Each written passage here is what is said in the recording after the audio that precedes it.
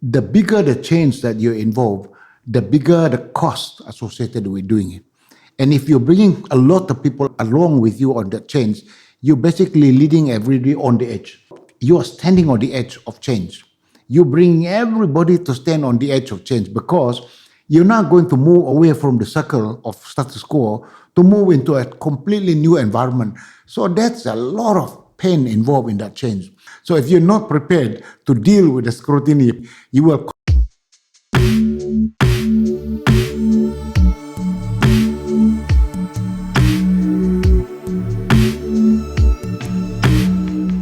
Welcome to the Game of Impossible podcast. My name is Leon and this is my dad, Idris Jala. We are a father and son podcast where we discuss all things transformation through the lens of business, leadership, sport, and faith. Dad, last week we recorded quite a special episode, quite a monumental one for the channel with Tun Dr. Mahathir. And as we were doing that, we were just talking about the sheer magnitude of what he had achieved, and some others would also argue the sheer magnitude of maybe some not so nice things that were left behind as part of his legacy. But that got me thinking, maybe today would be a good opportunity to talk about the cost of leadership. What does it take in order to truly do transformational leadership? It's a good subject. Yeah. I mean, sure, in any worthwhile pursuit, there's always a cost to it. And I think certainly with transformational leadership, perhaps the stakes are higher and therefore the cost is higher as well. What have been, maybe in your experience, some of these kind of costs or some of the sacrifices that you have had to make? I would put all this, the cost that you referred to in leadership into four buckets. First one is about the cost of public scrutiny. We've seen a lot of it in the comments on Tun Mahathir's episode. So that's one. And generally speaking as well, I think in us deciding to put content out there, our own game of the impossible doing this podcast, we've also opened ourselves up to scrutiny as well. So that's one.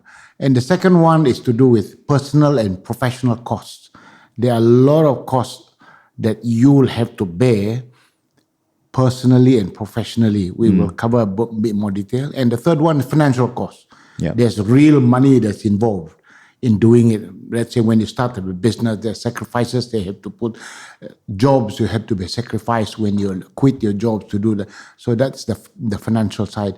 There's the fourth element, I call it the health costs, associated with pushing yourself to the limits to do it, such as stress, burnout, all sorts of things and mental depression as well. There are people associated. So these are the four main categories. We'll cover them one by one in our chat, Leon. Well, let's talk about the first one. Yeah. Personal cost. Yeah. What have some of those personal costs been for you? I mean, for me, the first personal cost was when I got really stuck into transformation. I really spent so much time in the office at work. I basically spent little time at home. That's a very, very big personal cost that you have to take on doing that. And to a certain extent, even now, even more so, because the world is so virtual and the work never really leave you unless you leave your mobile phone. So even at night, my wife, your mom, would ask me to stop looking at the phone while I'm working, because even at night in bed, I'm still working. And so these are real personal sacrifices that you got to go from a personal standpoint. Yeah, right. I mean, they call that the efficiency paradox, right? I mean, in a world that is more connected now, we find that we are able to be more efficient as an organization. I mean, case in point, PEMANDU Associates, we have an office, we have a physical office. In fact, we're going to be moving office, but our primary mode of work is working remotely. We're rarely in the office. And I mean, that has helped us to be immensely productive and efficient. We've been able to cut out unnecessary meetings. In many ways at HTBB, it's the same thing as well. But because of that also means that we've got to work a little bit harder in creating some of those meaningful connections, which is why I think we recently had an away day in Langkawi. And I thought that was, to be honest, when we did the away day, there was an events company that partnered with us to facilitate some of these activities, these team building activities. And I remember thinking, maybe this is one too many activities to do. But actually, having done the activities, we realized actually it was quite beautiful, because what it did was it helped us to make up for lost time. It helped us to make up for those times where we had all been either deployed internationally to do projects or working from home. And what we found was that it was a much needed reconnection point actually for the team. And so I think with that, there comes a need for us to be intentional about finding those pockets of connection. While we're talking about that, Simon Sinek said that leadership is lonely, but it doesn't have to be isolating. Yeah. And I think in many ways, leadership is a lonely journey, right? Maybe you've said it before in the past that to lead well is to be able to stand in the future. And in order to stand in the future, by definition, already means that you would have to somewhat remove yourself a little bit from the current reality. And in doing so, if your mind is constantly set in the future, naturally that might sometimes produce maybe a bit of an isolating effect if other people can't quite see that future yet. How have you navigated that, both in terms of relationships outside the workplace with the family or friends, but also within the workplace? You have to find time. I mean, there's no substitute for doing this. So, I mean, I make sure that your mom and I, led by her, really plan our holidays and a breakout time. And without her involvement in doing this, it's very difficult. It's almost like the handbrake to what we needed to do. And she planned the holidays to make sure that we do it in a manner that it brings everybody in the family involved. So I think that's very, very important. To have a partner, in your life, it's very, very important. In my case, is your mom has been very, very good at doing this. Angela Merkel from Germany, she sacrificed much of her personal life during her 16 years as the Chancellor of Germany. She often said that the role that she played as the Chancellor took a toll on her personal life. And because she had to protect her family by doing that as well. And by doing that, there was tremendous stress that she had to undergo from a family standpoint, because so much of her personal life is, if you like, sacrifice during that 16-year tenure. I mean, so a lot of people go through a tremendous sacrifice. I mean, Elon Musk, for all the bravado that you see in the man, Leon, you see his public persona when you say, the guy goes through a lot of personal sacrifice, because in the earlier years when he started Tesla and SpaceX, it is known that he spent more than 100 hours in a week on work. I mean, that's the sacrifice, personal sacrifice that Elon Musk has put. It's been clearly noted that he even had a bed within the office where they were doing the Tesla experiment and innovation. So that's a personal sacrifice that he has to put himself through. So if you like, there's a lot of personal sacrifice, all sorts of sacrifice that you have to do. By doing that, he clearly is removed from the family. That's why he's got a lot of failed marriages. How do you define what is a necessary? I think there are some sacrifices which are necessary sacrifices and potentially healthy sacrifices if navigated properly. Yeah.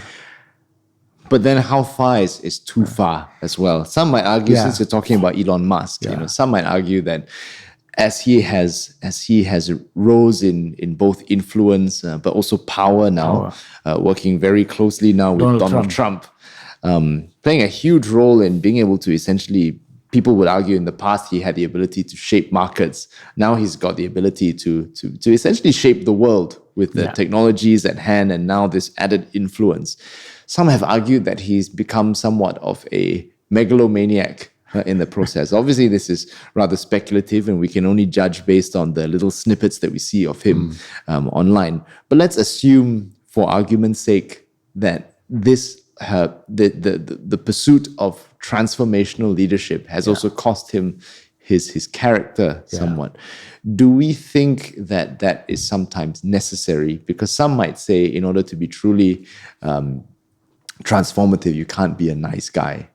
But on the other hand, we see many other models of people who have led with more of a servant leadership approach. What is your personal take? My personal take is this.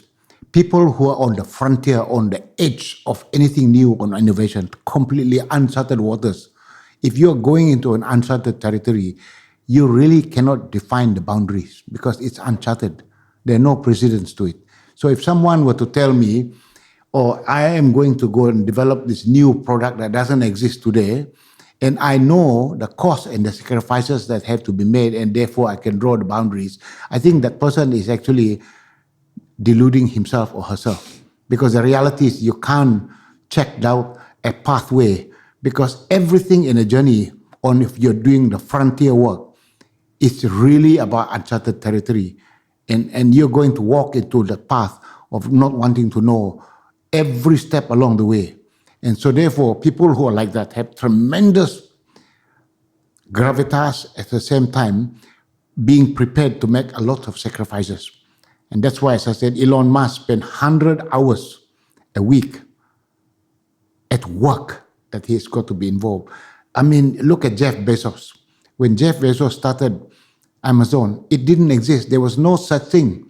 There was no bookstore that was selling books like the way he wanted to do it via the internet. Of course, today, everybody think, wow, it is a normal thing to do. But when he started to do it, it was really uncharted waters. So he was almost like an asshole in what he was trying to do. He was a very difficult man. And so in many sense, my take today is that if you are doing change, the bigger the change that you're involved, the bigger the cost associated with doing it. And if you're bringing a lot of people along with you on that change, you're basically leading everybody on the edge. Look at this table, Leon. You are standing on the edge of change. You're bringing everybody to stand on the edge of change because you're not going to move away from the circle of status quo to move into a completely new environment. So that's a lot of pain involved in that change. The resistance is abound. The scrutiny is abound as well. So if you're not prepared to deal with the scrutiny, public scrutiny, you will collapse at the first resistance to change. And so in many sense, I would say, in this day and age, the modern world, the world that we live in today, that's so combative. And it's a tough world. It's a dog-eat-dog world. That's why people like us, we like a completely different versions of it. Maybe there's a version of it that is associated with faith. And that's why when Jesus came on earth, to all of us Christians, Jesus painted the picture of a servant leadership that's so different from the world of leadership as we see it today. And so that's an entirely different dimension. So the more I read the Bible, the more I study it, the more I realize there is a completely different godly version of what leadership is about, completely different from the world version of leadership. Yeah. And actually with that, there are some sciences, there is some science to how actually sometimes taking a seemingly meek position can actually put you in a greater position of power. There's, the author Robert Greene, author of the controversial book, The 48 Laws of Power. And there was a recent soundbite of his where he was saying the best way to win over an argument or a debate with someone is not to try to position yourself as the smarter person. Rather, he suggests that if you are going to be in a discourse with somebody, he suggests finding one point that you will bring up in that discussion, but a point that you don't necessarily hold too tightly. And in this point, you are simply playing devil's advocate. And the reason for this is, he says, because this is going to be a point that you are going to be ready to concede. And when you do that, you lay your point out, the person rebuts it, you then say, well, actually, that's a good point. And you move on to something else. This is a bit coercive, but what he suggests is in doing that, you've now disarmed the other person, because he says, what do people not like? People don't want to be made to feel like they're stupid. Yeah. So if you try to immediately try to outwit the other person from the start, they will have their guard up because they will feel, I've been made to look stupid. I must now one-up you. But his theory is that if you give them a free point, now they drop their guard because they think, oh, actually, I'm smarter than this person. And before you know it, they have revealed vulnerabilities and chinks in their armor for you to exploit. Now, I'm not saying that we be nice in order to exploit other people, but there is sometimes actually power in silence. There is power also in just being a little bit more considered in our approach to things. You talked about public scrutiny. What has been helpful for you in navigating personal scrutiny throughout your career? The most important thing about doing this is to be clear about your true north. If you're not clear about why you're pursuing transformation and change, in the moment you get the scrutiny from people, you're going to crumble against the public scrutiny. But when you're clear about your true north, you know there's resistance to it. You'll arm yourself, reminding yourself and again, almost every day you must say, this is my true north. These are the changes that we need to bring people along with me. There is the promised land, but these are the resistance to change. And if you don't remind yourself on a daily basis about this, when the resistance comes, you have a problem. I almost call it feeding the beast. That is very important. If you don't feed the beast, you will not get there. Yeah. And so this is important, reminding yourself about the true north and about resistance to change. So what you need to do is, as you move towards that vision of where you want to take the company towards, you must remember that you will never arrive there in one big step. You have to break down the steps into minute, small steps that will take you through towards that. And then when you start doing that change process, you realize that every single one of those key activities, there will be resistance to it. So what your job is to reduce the change, multiply the benefits, the outcome, and communicate the difference. And if you can communicate the difference to people, more and more people say, we accept the change. We accept the pain. Because the cost associated with it, they realize that, wow, when we achieve the outcome, it's going to be really very good. So, but you have to keep reminding people. And if you remind them, the more you remind them, the more they understand it, but you must make it really happen. And that's why if you tell them 4 years down the road, we will see the outcome, people have no stamina waiting 4 years. They want to see some results now. Yeah. You have to have quick wins. And they need to come out every quarter, results must be there. People are going to scrutinize the work that you're doing. But if you tell them 4 years or 5 years down the road, you'll see outcome, they wouldn't give you the time. And you will also succumb to criticism, public scrutiny. They will tell you every single day the sacrifices, the pain are far greater than the outcome people await today. So the key for you is to get that outcomes, communicate it, show it to people, but make sure you yourself become convinced by feeding the beast. Every day, every other day, you remind yourself, this is what we're doing. These are the outcomes we're going to get. These are the costs and their resistance. And then reducing the cost, the pain, and multiplying the benefits and communicating the difference. Yeah. And that's the key. You talk about real outcomes, real results. Now let's talk about a more tangible cost. Yeah. In order to achieve real results, you need to have skin in the game. Yeah. And so naturally, that also will incur financial costs. So let's talk about that financial costs. Yeah. What are some of these financial costs that leaders need to be willing to when I make? was approached to leave Shell, to come to become CEO of Malaysia Airlines, it was a big cost. I had to have 20% pay cut, and I had to abandon all my share options. I had Shell share options that were given to me, because if I resign, I will lose them completely. I will lose all of them. And so not only did I have a massive salary cut, I have to also lose my share options. No, they were not share options, by the way. They were share awards. And so I actually really lost them. Yeah. And because I couldn't sell them because I had to resign. And it was a real sacrifice that you have to make. And to make matters worse, Shell actually counter-offered me with a much bigger job, with a promotion to become the chairman of Shell Malaysia. I remember. And for me to abandon that and say, I don't want to do that. So it's double jeopardy, this was. So I not only did I have salary cut, I have forgone the salary increment and to go and do this. So there are real sacrifices, you know. And so why did you make that call ultimately? Simply because I really wanted to go there and test myself to pursue this game of the impossible, to go out there and try my capability if I could fix an ailing business other than oil and gas. Because 23 years I was involved in oil and gas. I've done nothing else except that. But this was a great opportunity for me to really do that.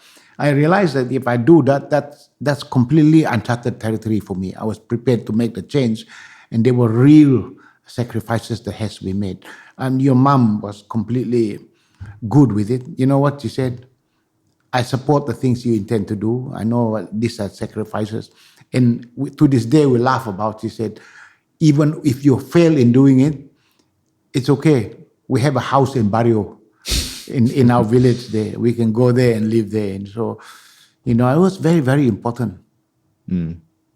Yeah, I mean, and also it goes back to what you said earlier about having a clear true north. Yeah. Because if you know what your true north is, then you won't see the sacrifice as a hindrance, but rather you'll see the sacrifice as actually a necessary boost. And something that needs to be given up in order to make way for you to do the thing that you want to do. I mean, it's very similar for me. I mean, in order for me to take on this church role, that also involved a massive pay cut of about 30, almost 40% pay cut from what I was making before. But also because at that time, this would be coming close to 4.5 years now in this church role. At that point in my career, it was also a bit of an inflection point because it still meant that there was a lot more that I could achieve had I stayed in my corporate job. So it wasn't a case of someone who has already climbed the top of the ladder and figured, okay, I've done everything I want to do. Now I'm gonna change gears a bit and do this fulfilling work in the church. I still had a lot more to go, and so it was a cost both in terms of obviously financially there was a cost to it, but there was also a cost in terms of in a way it kind of cost me my ego a little bit, to be able, I spoke about this in a sermon recently, but to the thought of having to go to all of our, family dinners and have to have that weird conversation with people where they ask, what do you do? And I say, I'm a pastor in a church. And to have that very awkward silence, I mean, it cost me that. It cost me my comfort, if you like, in situations like that. But because in my case, I think for you had a true north of saying you wanted to challenge yourself to do something different. I think for me, the true north was, on the one hand, it was also a challenge because it was doing something different to what I'd always been doing. But I've always been passionate about wanting to do work that makes a difference and that changes lives. And this was an opportunity to do that. So because the true north was clear, and I saw that there was going to be an impact beyond a financial impact that was going to be very fulfilling, that was what helped me make that decision and stick with it. So I think, cost. So after I finished my tenure in Malaysia Airlines, the former chairman of Shell Group, Jeroen van der Wiel, flew from Holland on his private jet and met up with me here in a hotel, inviting me to return to Shell. Big promotion, go back to London, big job, and there was a time that the Prime Minister invited me to become a minister, and it took me a long time to think about it. But to think about it, I made the choice not to accept the job in Shell in the UK, which is a very big job and that gave me so much money. What would that job have been? It's one of the top jobs in the Shell Group. But I abandoned that role. And in the end, I became a minister. That's a salary cut. That's 80% pay cut from Malaysia Airlines. So my dad and my mom, they said, how come you take businesses where you move from Shell to become Malaysia Airlines pay cut and then government another pay cut and you abandon opportunities? So really, there are real sacrifices to the point. You must be very, very clear about why you are taking a particular change. You're taking your true north must be very clear, and you must be very, very switched on about why you're doing. The why is very important. If you don't have the answers to the why, it's very, very difficult to withstand the public scrutiny, the resistance to change that you got to undergo. Yeah. Now, from maybe let's switch gears a little bit and look at it from a business standpoint. Yeah. What do some of these costs look like in terms of financial costs? The financial costs required to achieve the impossible in a business context. Yeah, I think the good example is Jeff Bezos, as I said before. He was having a salaried job as a vice president of a company and paid really well. He and the wife decided to pursue this, so he abandoned that job, which is a lofty position with good salary, and nobody believed him about what he was trying to do. The only person who believed him about his dream was his parents. They lent him $400,000 to start that business. And his father and his mom said, "This is our life saving that we're giving to you because we love you and we believe what you're trying to do. But we frankly do not know what you're trying to do. We just believe what you're trying to do and we're prepared to put the money in." That's how it started. So abandoning that. So the office was literally in a garage. And that was where they started building what they needed to do, the platform for Amazon. And so that man becomes such a successful businessman today as a result of that pursuit. But everybody go through this, Tan Sri Jeffrey Chia, whom I was closely associated with, he took up a very, very small tin mine business from his dad.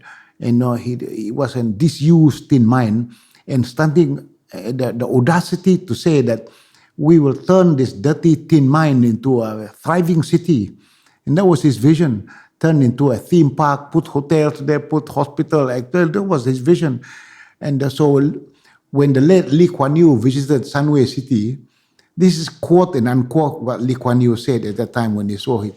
"Wow, Jeffrey, you have turned a wasteland into wonderland." That's what Lee Kuan Yew have said.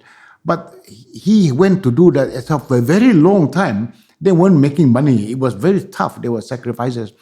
At the time when he thought he had made it, then the financial crisis came. He nearly went bankrupt during the financial crisis. It was very, very, very tough.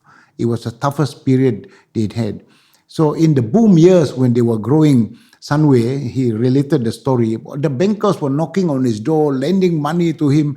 And so they said, "Take this money, grow your business." He took them. So he was heavily geared. The Sunway was heavily geared. When the financial crisis came, he was completely having a huge problem. And so I'm going through life, there's always the challenge of dealing with sacrifices. So every new thing, there's an investment associated with it. There's a period when you don't make money because you're recovering enough money perhaps to pay for the investment. So you have to struggle through the trough. And if you don't have the stamina to do it, you quit in no time. That's why a lot of people don't want to become business people. They want to be salaried because they don't like the risks. Yeah. Risks are a very big part of a sacrifice that you have to take. You have to have a risk appetite to want to do this. And that's why when we discussed with Tun Mahathir, he was using the term called the laid-back attitude of many of the Malays. Of course, he used a very general term to generalize it. I did make the question to him, and I don't think he quite picked it. Maybe the reason why there are not enough Malay and Bumiputra entrepreneurs today is possibly by design, because the government created so many government-linked companies. And so many of the talented Malays and Bumiputras were prepared to take on those lofty jobs in the government-linked companies and therefore having a salary. And that's good for them. And of course, if you have created so many government-linked companies, and many of them are sucked into that. If that didn't happen, my argument is many of those talented Bumiputras will be businessmen today, businesswomen today. And that was, I don't think he quite picked that. And that's, my comment was, we shouldn't be so critical of the Malays per se to say they're laid back. Many of them are talented, but they, by design, we've created the opportunity for so many of them to go into this area to become salaried professionals in the government-linked companies. Because Malaysia, we have so many GLCs. Yeah. Yeah. Yeah. No, it's interesting because, there were many things that I think Tun M did to try to curb that. But I think they were done at the level of policy. So, for example, NEP, by enabling certain privileges that would give them a boost to be able to do those things, to have an entrepreneurial spirit. But then the interesting thing is, I think what you are saying is that the problem was actually the environment that was created. We enabled that by creating an environment where people will be able to land themselves very cushy, comfortable jobs. Yeah, absolutely. And the irony is, I listened to an interview that he did. He was on Gita Wijawan's podcast, Endgame, a really good interview. And he was kind of explaining how maybe the sort of Malay populace developed this mindset, and it's not any fault of theirs, but it is by virtue of their surroundings, environment, just as we were saying earlier, because they were situated by the banks. It meant that resources came to them. It was very easy. Naturally, they lived an easy life because there wasn't much. They didn't have to strive for anything because there would be an abundance of fish. Things would just come down the river to them. So by nature of geography and where they were placed, it meant that is why they were used to a certain type of life. And so the irony is that actually, even though he had pointed that out, which I thought was quite insightful actually, he pointed that out as the root cause, which I thought was helpful. Then what happened is some of these, like you say, the forming of a lot of GLCs, in a way almost was reverting to doing that, to creating an environment of ease, then coupled with certain policies that would provide maybe certain privileges to a certain people group. So I think you're right. Environment does play an important part. Speaking of Tun Mahathir, I mean, it's say what you like about him. I think what is incredible is the fact that he turns 100 this year, and he was absolutely sharp when we spoke to him. We didn't have to repeat ourselves, and he was completely on it. Maybe some questions he maybe didn't fully answer, but I doubt that was by I think they were cleverly positioned deviations, but it's incredible that he has been able to just maintain just that degree of health, not just mentally, but also physically as well. He was strong and very much able. Which brings me to the final cost that you mentioned earlier, which was health.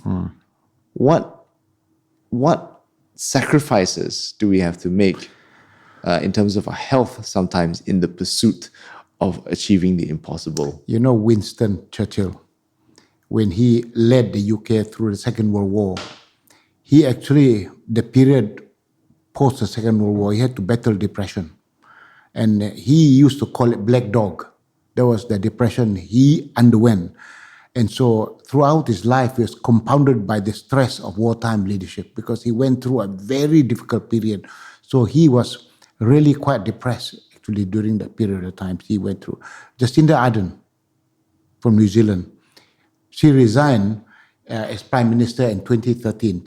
Shortly after the COVID-19, she went through an emotional turmoil. It took a toll on her leadership, the multiple crises that were involved during the pandemic and all the things that he was going to go through. She had to resign because it took a toll on her from a health standpoint. Her own, did she call it a burnout? She reached a point she felt really like she had to call it quits. Even when you look at Klopp, Jurgen Klopp in Liverpool was so successful. He just reached a point. He said, "I'm done. I cannot take Liverpool any further from where I've now. I just have to go," because he just felt that he had plateaued. He reached a point when I think he pushed himself beyond that. there would be a cliff. So I think there are a lot of people that suffer this. Really, there's a lot of health-associated costs through burnout, possible burnout, through depression, loneliness that Simon Sinek referred to. It's very lonely at the top there. So people have to be very, very aware of maintaining that ability to do that. Mahathir, for some reason or other, when you and I interviewed him, I noticed he didn't have a hearing aid. And even you sometimes have to resort to wearing one. I have from time to time. I was watching him. And even when our voice was lower, yes, he picked the questions. And I was looking out for a hearing aid, I did not see one. The whole interview, there was no hearing aid. It's incredible. So for a guy like that, I remember, I think you asked him the questions about what were the things that allowed him to learn about leadership. And he said it straight. There were 4 things I remember he said. First, he said, through experience. Second, he said, through observing other leaders. Third, through reading books. Fourth, through failures. As I think about what he was saying there, absolutely mutually exclusive, but completely exhaustive. I mean, for a guy to just rattle those 4 things like that in one breath, very impressive for a man 99 years old turning 100. And his eyesight was good, his hearing was good, and he walked without aid to the seat there. Poof, incredible. So I think a lot of people suffer from health issues, but the man is not. Incredible. But is health a necessary sacrifice, do we think? I think so. I mean, you have to find a way. You got to learn from Mahathir. How do you feel like your own health was maybe sacrificed in your career?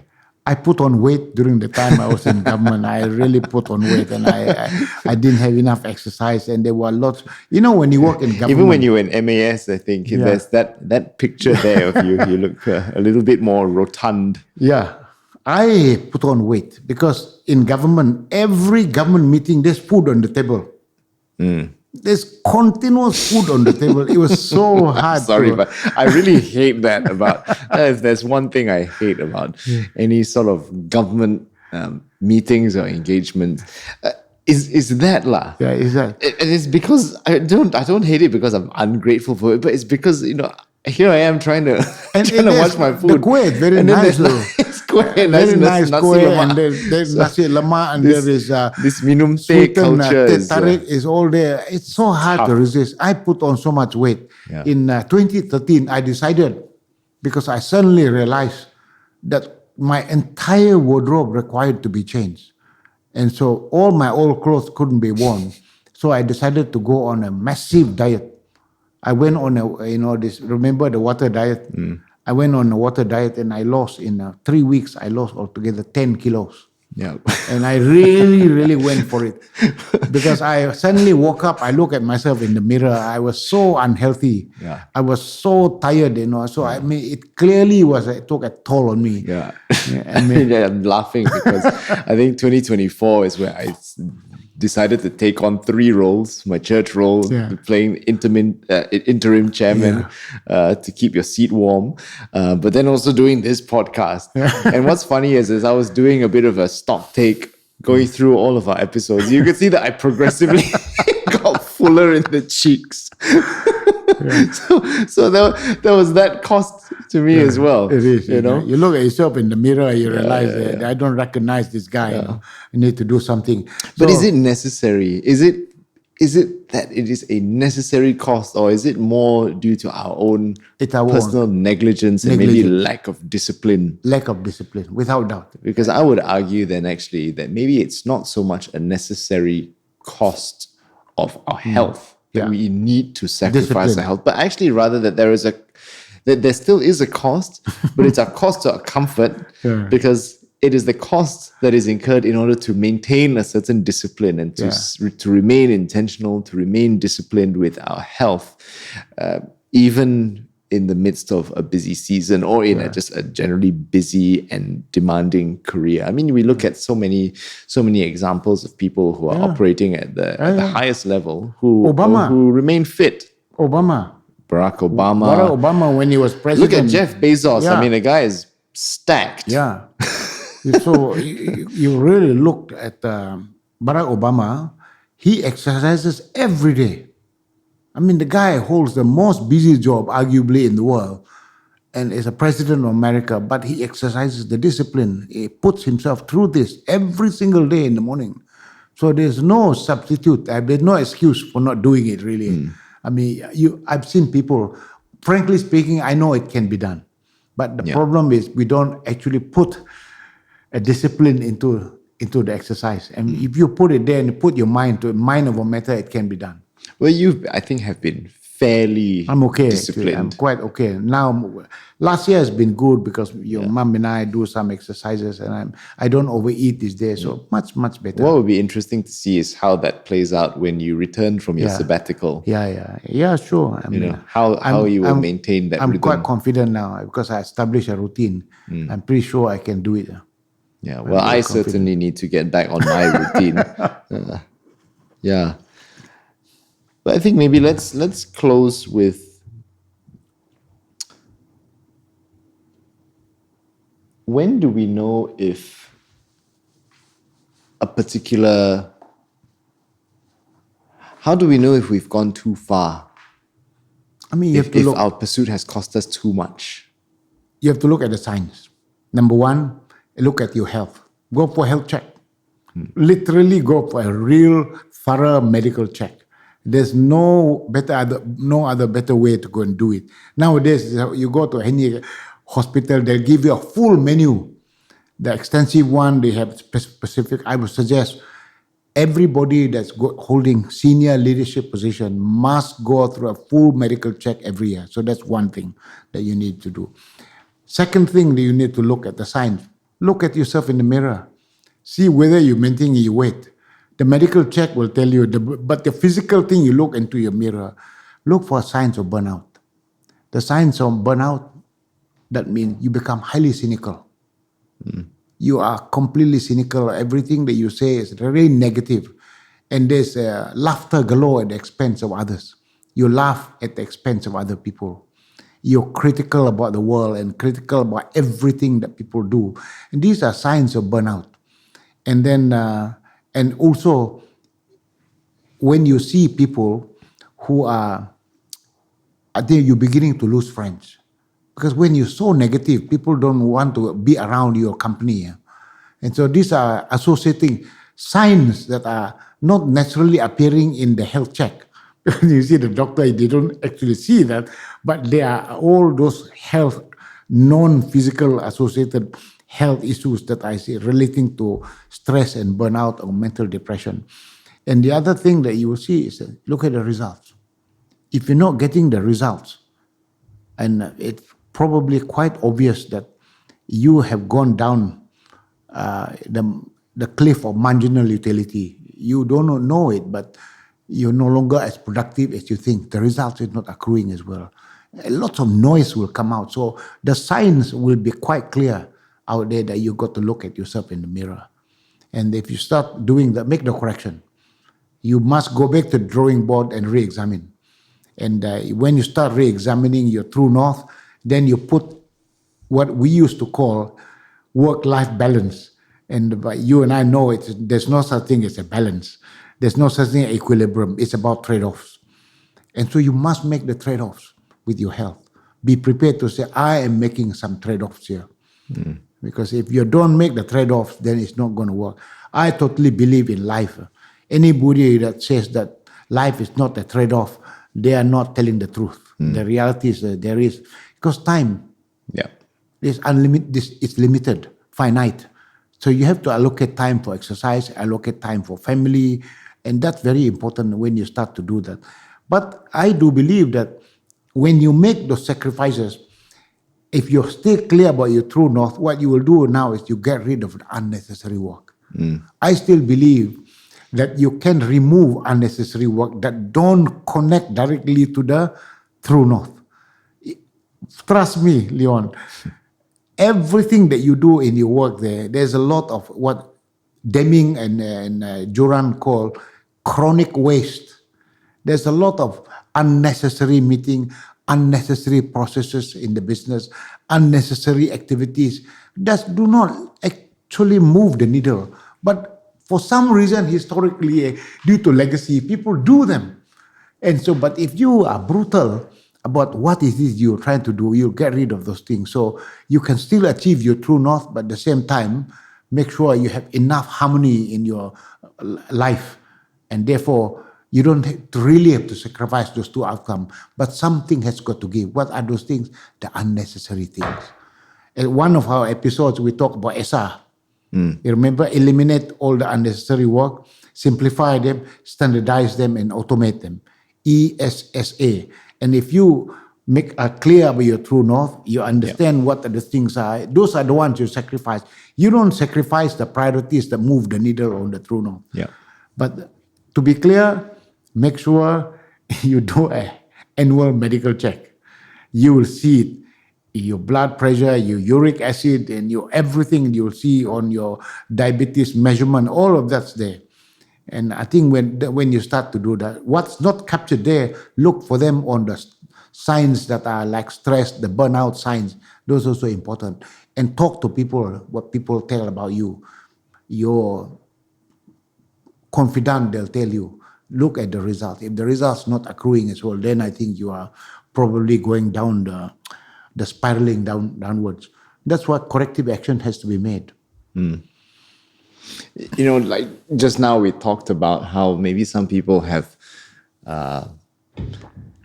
false notion that in order to really do anything at a large scale, to do something truly transformative,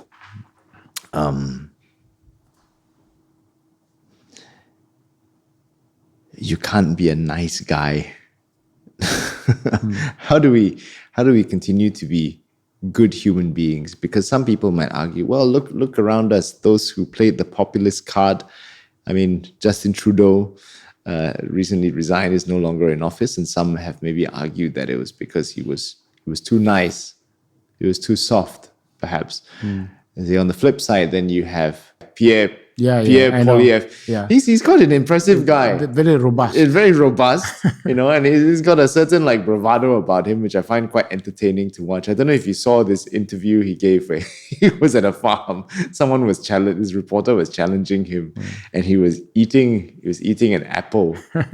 And while he was eating his apple, he was just completely dismantling this guy. Wow. Munching on his apple, because this guy was asking him questions like, you seem to have been making some populist statements. Oh, what does that mean? Oh, you said, when did I say that? all while eating his apple. So one of the comments was funny because he said, I mean, it's not so politically correct, but then the comment said he ate 2 fruits that day. He devoured 2 fruits that day. Wow. I do say this though.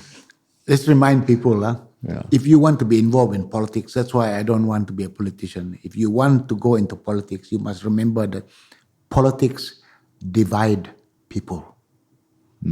And people are in democracy, there's always camps, political camps. So if you're in a camp, and this like in the US, Republican, if you're a Democrat, whoever's put out there that the guy's a Democrat, they will vote for the Democratic candidate. And the guys who are the Republicans, they will vote for Republican candidates. So when they talk about the swing states, there are only 6 or 7 or 9 swing states in the whole of America. All the rest is divided. Everything else is already known.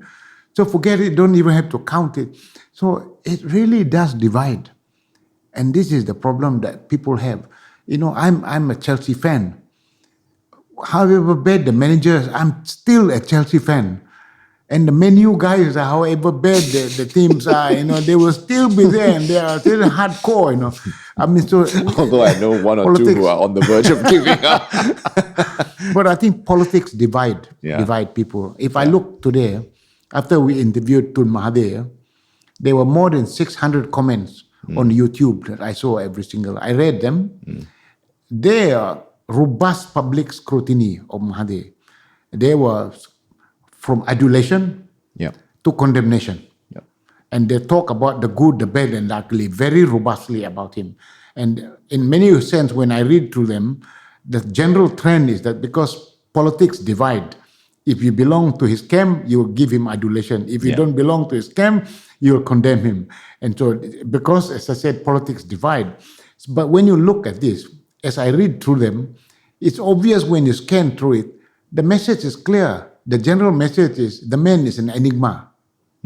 They will say, Tun Mahathir is an enigma. Because some people see it this way. But why they see it? Because they wear different lenses. Yeah. I can assure you, they will say Donald Trump is an enigma. And so today, I mean, my greatest criticism, if there's anyone that says, why is Justin Trudeau out of his job? Because the criticism, look at the substance of change that he's put there. Despite the fact he was so much embracing, the woke culture, and he was probably on the avant-garde side of it. But people say, what is the thing you've done for the economy? Right. And so people ask him for the true north. What is the true north? Show me what you have done during the period. Very difficult for him to justify. That's why his party got rid of him. I was just reading the article day before yesterday. Jokowi, who was such a popular guy, very successful, his party has abandoned him. So they've removed him completely just a couple of days ago. I mean, you think about it. Wow, the man is the height of popularity. He stepped down from his party is now kind of condemn him. I mean, you think about it. So I conclude today that if you take transformation in a country leadership role, be prepared to take the cost of public scrutiny because politics divide. Yeah. It brutally divide. That's why when you think about America, actually the die is cast right from beginning. Only change is just the swing states. The 5 or the 6 or 7 swing states over time. The rest is all done. It's done. It's already divided. Yeah. And so Malaysia is the same too.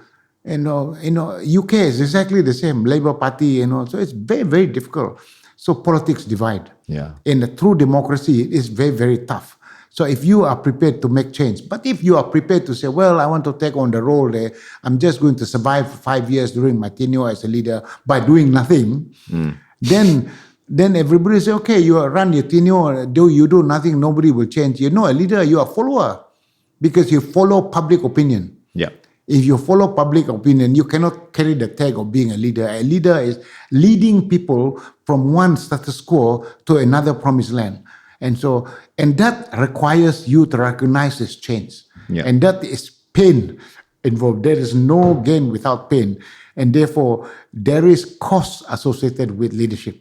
And exactly as Martin Linsky said, transformational leadership is about disappointing people at the rate they will allow you to. And that's so apt. In my view, why I really like that quote by Martin Linsky is your job here is to not explain to the people to resist change that you are going to remove the pain. You are going to explain to them that the gain is going to be worth it because the pain is there. They accept it because, as I said, you reduce the pain, but it's still pain, the cost. You will then multiply the gain and explain the delta. And if you can explain the delta, I said, okay, it's painful, but I'm disappointed with you, but I'm going to allow you to do it. I'm not going to stand in the way. That's the role of leader. There's a lot of things we need to do in Malaysia that requires that kind of a mindset amongst our leadership, right from our Prime Minister, cabinet ministers, top leaders in civil service, recognizing that the change that we want to bring people through require pain. Their job is to explain that the gain is going to be greater than the pain, and therefore people accept it. But if you simply say, the pain is going to be there, but I'm not going to do it, then that means we're not going to do any more reform. We do need to create the reform. We do need to make the change, but it comes with pain. And recognizing that, managing that is key for us. Yeah. I think this is a great place to end today's episode. Thank you so much for listening to yet another episode of The Game of Impossible. If you've enjoyed this, we encourage you to subscribe to both our YouTube and our Spotify. We drop episodes weekly, every Friday at 6 a.m. We also have short form content on both IG and TikTok at The Game of Impossible. So follow us there, and we look forward to seeing you next week.